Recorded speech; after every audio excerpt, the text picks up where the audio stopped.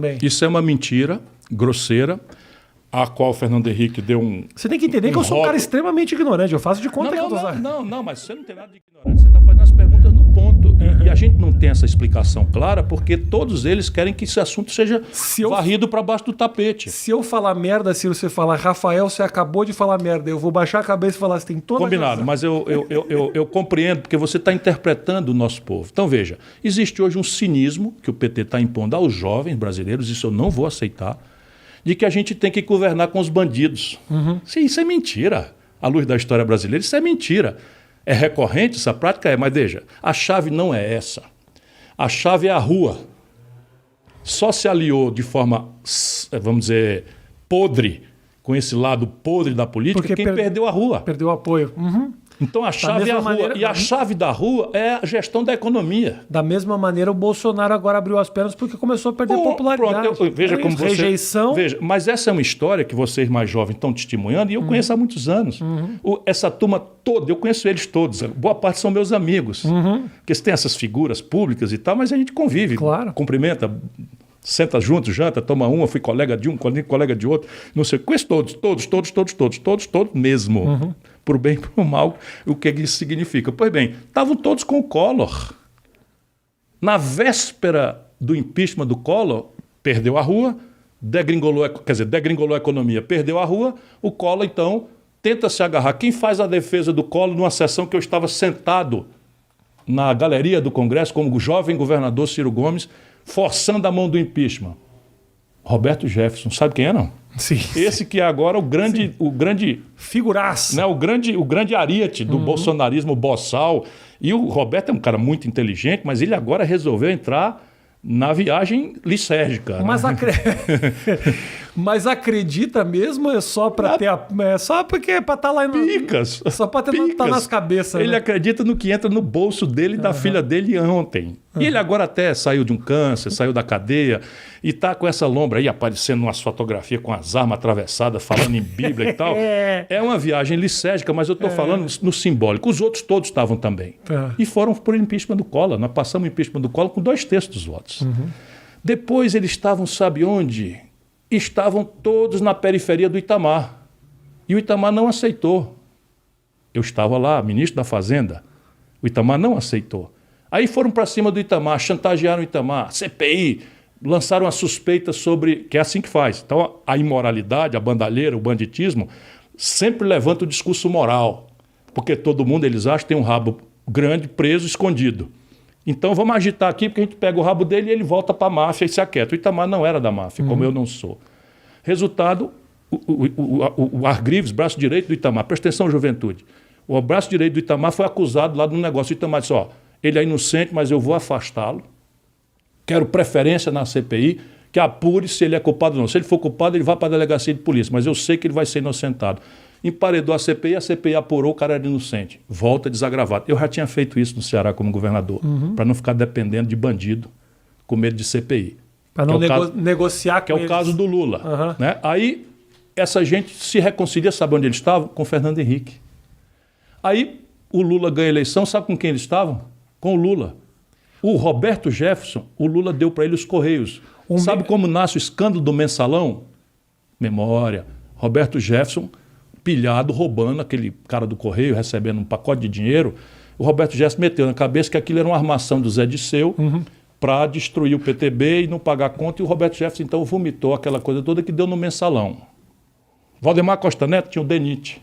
Está lá com o Bolsonaro. Mas vamos lá. Aí, depois um mérito você tem que dar para esse pessoal, Ciro. Fazem amigos fáceis. Sim, mas é uma coisa que eu tenho dificuldade para fazer amigos nesse sentido, eu admiro muito. Mas vamos falar sério, porque a gente precisa olhar para o futuro. Eu não estou condenando aqui porque eu conheço o ramo é duro, não é para conversa para poeta, nem para amador, nem para estagiário, que é outro grande problema você mandar para presidente. Esse povo está todo lá eleito, Rafinha. Eles não tomaram esses mandatos, ele está eleito lá por quem? Pelo nosso povo. Então o buraco é bem mais embaixo. Então eu preciso dizer o seguinte, meu irmão, presta atenção no teu voto, porque como é que é? O cara vai te procurar, sobe o morro, entra na favela, vai na palafita, entra no ônibus, faz um carro de som dizendo, meu irmão, você está ferrado, vote em mim que eu vou lhe ajudar, vou lhe trazer emprego, saúde, educação, cafezinho aqui, não sei o quê. Você já não acredita muito, mas, porra, tem que acreditar em alguém, escolhe. Aí no dia seguinte você esquece o cara vai lá e vota tudo contra. Portanto, a gente precisa ajudar o povo a entender, e isso não é populismo, não é o salvador da pátria, sabe? A gente tem que falar sério com o povo. Eu compreendo, porque o dinheiro deforma, a mentira é uma coisa inerente à política. Um povo desesperado que muito pouco já convence às vezes. Então, Né? é isso. Mas isto dito, não é? A gente precisa fazer duas coisas. Primeiro, politizar o povo para que o povo dê valor ao seu voto. Saber que o feijão, que a carne que subiu, que a inflação que está aí, a carestia de volta, a classe média que está tomando 30% de reajuste de plano de saúde, tudo isso é a política. Tudo isso. A energia agora vai subir mais 20%.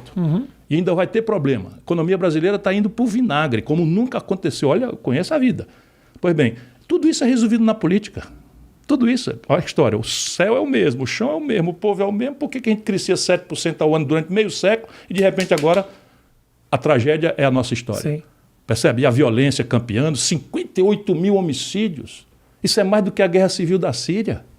Sem contar os homicídios aí do vírus também, que muitos deles foram homicídios. Quase 500 mil de pessoas mortas pela imprudência, pela falta de competência. Política.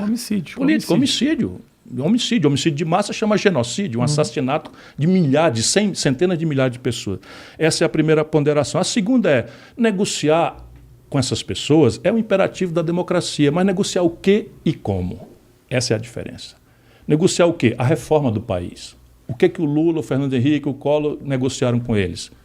Medo de CPI e eternização no poder. Essa é a grande questão.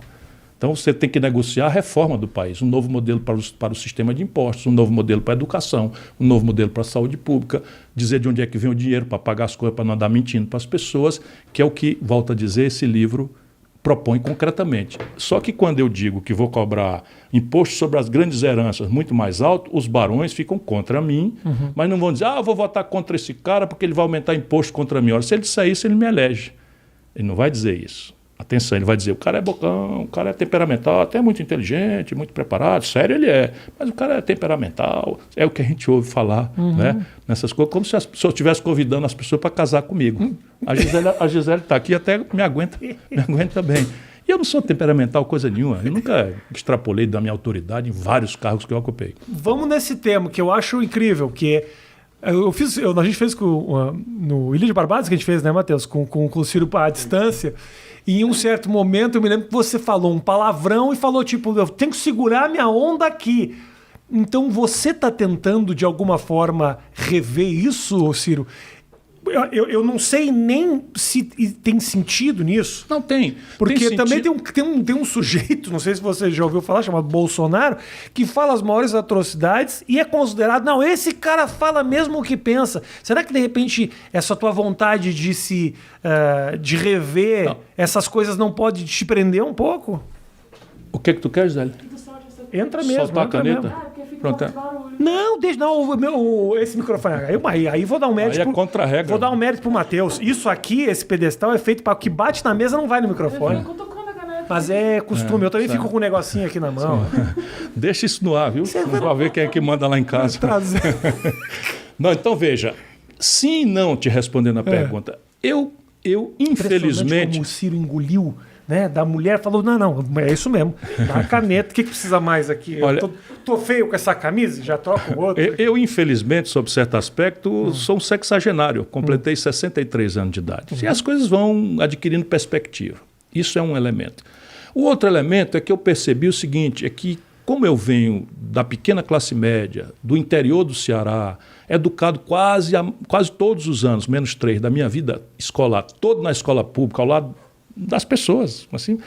Então eu sempre procurei ser uma pessoa do povo que vai à política e não faz da política meio de vida. Concretamente, eu tinha 36 anos de idade, o auge do meu êxito, disse, ok, disse, opa, estou tomando gosto, paro, fui-me embora para os Estados Unidos, saí do partido, larguei a política, fui escrever livros, fui estudar, fui fazer palestras e tal, anos. Para onde você foi Fui exatamente? para Harvard. Eu fui recebido como visiting scholar em Harvard. Né? De lá saiu um livro, que foi o primeiro livro denunciando o neoliberalismo, como modelo de economia política, não como palavrão, escrito com um extraordinário brasileiro, que é professor mais jovem titular de Harvard, da Law School, que foi professor do Barack Obama, e que é meu parceiro nessas reflexões todas, faz o prefácio desse meu livro, chama Roberto Mangabeira Unger. Né? Foi larguei a política. Como nunca aceitei receber pensão, nunca fui morar em palácio, então eu acabo sendo isso. Mas depois eu percebi, ora, todo mundo no Ceará, que gosta ou que não gosta de mim, me conhece. E meio que eu falo como cearense. Se você olhar o Falcão conversando, o artista, se você olhar o Raimundo Fagner, ou olhar o Belchior falando, conversando, sabe, é mais ou menos assim que a gente fala. Vai falando e solta um palavrão venial, não é uma coisa... Mas assim, aí em São Paulo, numa certa elite, isso, eita, que é isso? Sabe? Aí eu percebi, não, eu não tenho razão.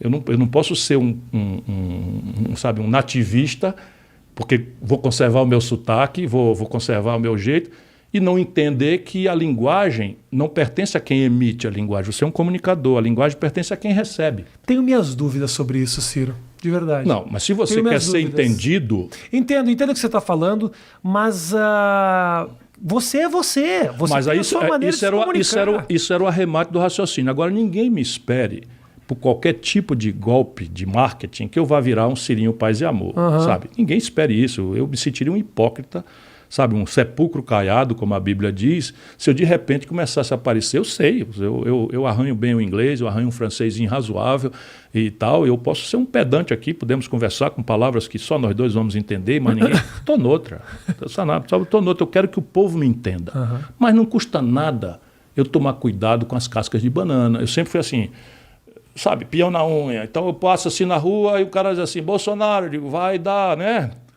Percebe? No passado. Agora eu dizia assim, não cansou de passar vergonha ainda não, irmão?